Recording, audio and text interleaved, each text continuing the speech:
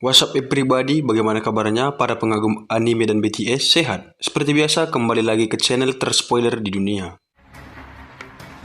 Seperti biasa, saya akan merangkum sebuah film berjudul Tekken 1 yang dirilis pada tahun 2008, dibintangi oleh Liam Neeson. Di film ini, kita akan berfokus kepada sang ayah yang akan menyelamatkan putrinya yang diculik oleh suatu sindikat. Bagaimana keseruannya? Check in. Diawali dengan seorang pria bernama Brian yang sedang membeli karaoke mesin untuk hadiah ulang tahun putrinya. Brian yang sudah tak sabar langsung menuju ke acara pesta dan kita lihat Brian berjumpa dengan sang mantan istri. Beberapa saat kemudian, Kim sang putri tercinta datang. Brian langsung memberi hadiah yang dibelinya dan langsung difoto sebagai kenang-kenangan. Di sela-sela kebahagiaan Brian, Stuart, ayah tiri Kim, datang membawa kuda sebagai hadiah ulang tahun kepada Kim. Terlihat Kim sangat senang. Namun kita lihat Brian sangat sedih atas kejadian itu. Namun sebagai seorang ayah yang baik, Brian menyembunyikan kesedihannya. Di malam harinya, teman-teman Brian datang dan mereka merayakan sebuah pesta kecil-kecilan. Pada saat teman-teman Brian pulang, Sam, salah satu dari teman Brian, menawarkan pekerjaan untuk mengawal seorang penyanyi yang sedikit sombong. Di malam harinya kita lihat Brian pun melaksanakan tugasnya untuk mengawal seorang penyanyi yang diberitahukan oleh Sam. Beberapa saat setelah konser selesai, tiba-tiba si artis diserang oleh orang yang tak dikenal. Brian dengan sigap langsung melumpuhkan seorang pria yang ingin menikam si artis. Dan Brian berhasil menyelamatkan si artis tersebut hingga ke rumah dengan baik dan tanpa kekurangan apapun. Keesokan harinya, Kim dan Brian bertemu di sebuah restoran. Dan alasan Kim untuk menemui Brian adalah agar menandatangani surat izin yang mana Kim ingin keluar negeri. Jadi sedikit informasi, menurut aturan yang berlaku, orang yang ingin menggunakan pesawat itu harus berumur 18 tahun. Jika di bawah umur 18 tahun, dia harus ada wali ataupun yang pengawas kawan-kawanku sekalian.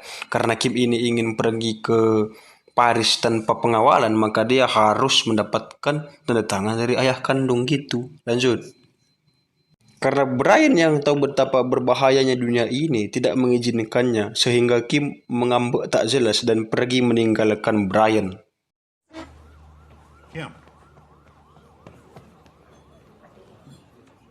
Namun karena Brian yang tidak tega melihat sang putri tercinta dalam keadaan bersedih, Brian akhirnya mengalah dan mengizinkan Kim untuk pergi dengan syarat selalu memberi kabar kepada Brian.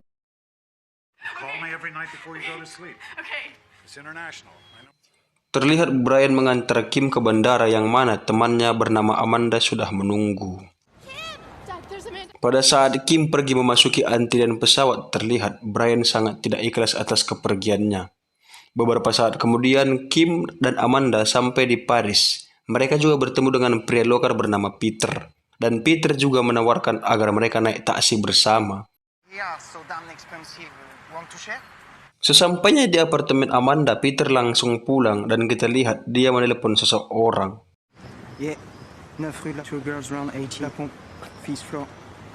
Amanda yang sudah sampai di kamar langsung memutar musik untuk menghilangkan letihnya selama penerbangan. Di lain tempat, Brian yang merasa khawatir terus menelepon Kim untuk menanyakan kabar.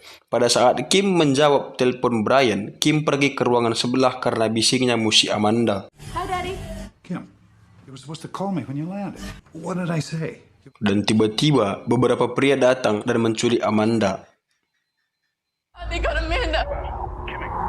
Melalui teleponan, Brian memberi instruksi dengan tenang kepada Kim dan menyuruh Kim untuk fokus. Pada saat Kim bersembunyi di kolong tempat tidur, para penjahat ini datang. Brian pun menyuruh Kim agar memperdekatkan HP-nya, agar Brian dapat mengerti apa yang mereka katakan. Beberapa saat kemudian, para penjahat ini pun keluar dari kamar tersebut. Namun tiba-tiba, Kim ditarik dari kolong tempat tidur. Ya, detik-detik Kim ditangkap oleh penjahat ini. Dia pun menteriakkan ciri-ciri para pelaku seperti pada video ini.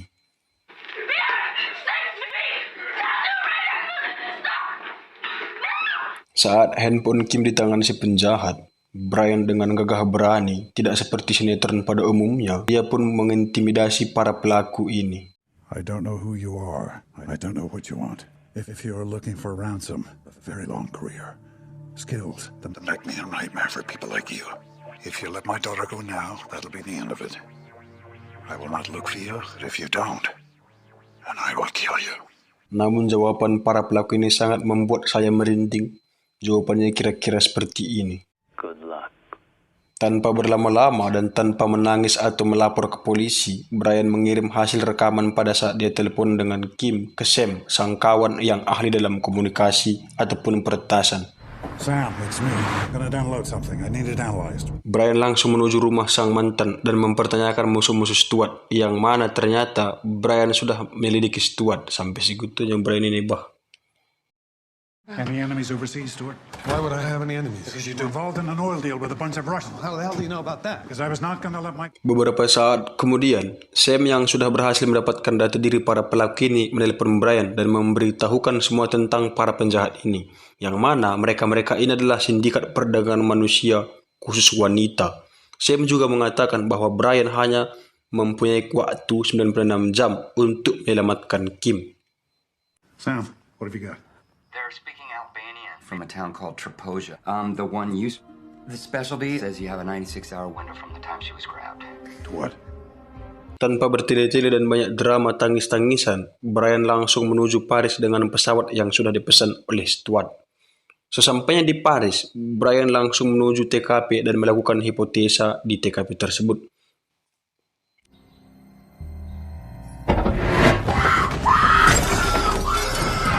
Brian pun mendapatkan benang baju para pelaku dan memori handphone Kim. Singkat cerita, Brian langsung menuju mesin pemeriksa memori. Dengan keahlian dan ketelitiannya, Brian melihat wajah Peter melalui pantulan cermin pada saat memfoto Kim dan Amanda saat mereka baru sampai di Paris. Terlihat di suatu bandara saat Peter ingin melancarkan aksinya kepada seorang wanita. Namun tiba-tiba Brian datang dan memukuli Peter. Di sela-sela Brian menginterogasi Peter, satu orang warga sipil datang membantu Peter. Hingga Peter lari ke flyover. Brian langsung mengejarnya, namun Peter melompat dari flyover tersebut hingga dia mati karena ditabrak oleh sebuah truk. Karena Peter sebagai informan Brian sudah mati tertabrak, dia pun menjumpai kawan lamanya bernama Jean Claude, tidak pakai fandom. Yang mana Jean memberitahu tentang penjahat ini dan mudah ditemui di Porte de Cilici. The Albanians.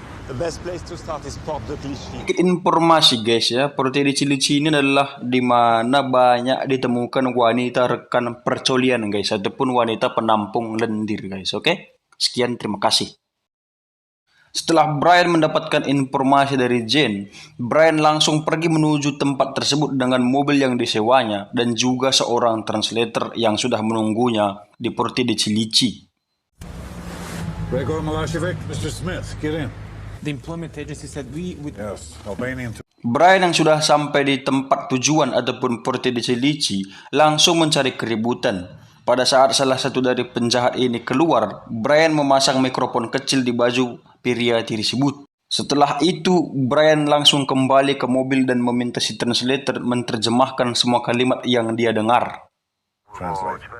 I think he has to do a job at the construction site, something about fresh. Setelah Brian mendengar sebuah konstruksi dan dagangan baru yang bermasalah, Brian menyuruh sang translator turun dari mobil dan langsung pergi. Singkat cerita, Brian sudah sampai di sebuah konstruksi dan menyamar menjadi salah satu pelanggan om-om tak berhidung. Setelah masuk, Brian langsung mencari putrinya hingga di dalam sebuah ruangan, Brian melihat baju yang digunakan Kim pada saat berangkat ke Paris. Brian yang mengira si wanita tersebut adalah putrinya, tanpa bertanya, Brian langsung menghajar pria yang sedang menggerayainya dan menyebabkan keributan di daerah tersebut.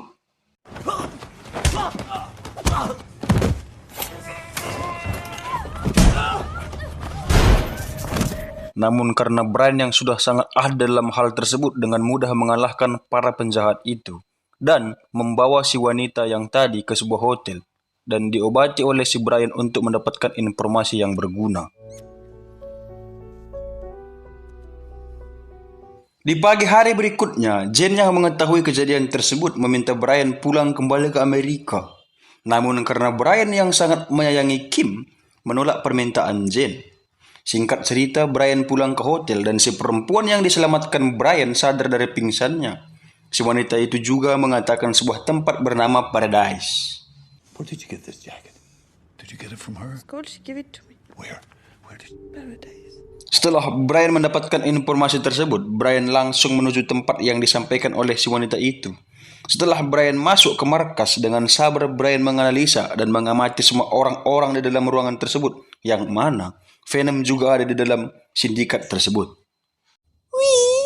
Venom.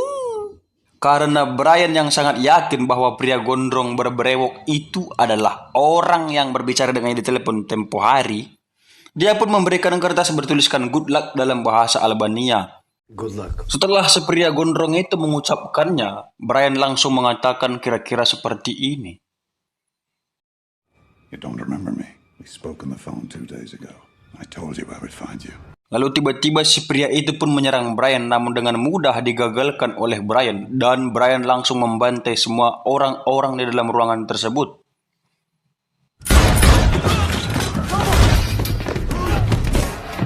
Setelah Brian membantai semua penjaga-penjaga di ruangan tersebut, Brian langsung mencari putrinya, namun dia malah melihat Amanda yang sudah wasted. Marco yang masih hidup dibawa ke suatu tempat oleh Brian dan menginterogasinya. Karena Marco yang tidak kunjung mengaku, Brian pun menyetrumnya sampai Marco mengatakan sebuah nama, yaitu Sinclair. Setelah mengetahui hal tersebut, Brian langsung menyetrum Marco hingga wasted. Di malam harinya, Brian langsung menuju rumah Jane untuk mendapatkan informasi Sinclair. Pada awalnya, Sinclair tidak mau membantu, namun karena Brian mengancam akan membunuh istrinya, akhirnya Jane memberikan data-data Sinclair yang seorang pengusaha hotel dan pelelangan manusia. Singkat cerita, Brian sudah sampai di tempat Sinclair berada. Setelah Brian melumpuhkan beberapa penjaga, dia pun masuk ke sebuah ruangan pelelangan wanita, yang mana wanita terakhir adalah Kim, putrinya. Brian langsung mengancam salah satu peserta yang ikut untuk membeli si Kim. 100,000. Fire. Saat Brian keluar dari ruangan, tiba-tiba dia dipukul oleh seseorang hingga pingsan. Setelah sadar dari pingsannya, Brian sudah diborgol dan hendak dibunuh. Detik-detik Brian hampir mangkat dari dunia, tiba-tiba pipa yang menahan dia copot dan inilah yang terjadi.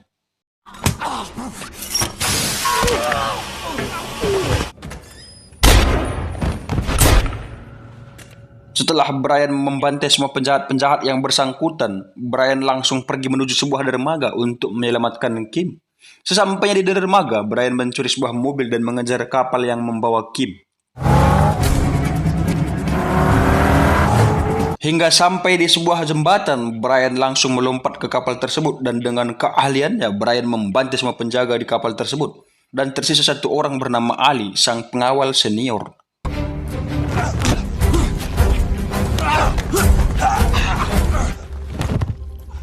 Yang mana Ali sempat melakukan perlawanan, namun dengan mudah dibantai oleh Brian. Setelah si Ali wasted, Brian masuk ke ruangan Sheikh yang membeli Kim. Dan tanpa aba-aba, Brian langsung menembak si pria tersebut hingga tewas. Dan menyelamatkan Kim. Singkat cerita, mereka berdua pun pulang ke Amerika.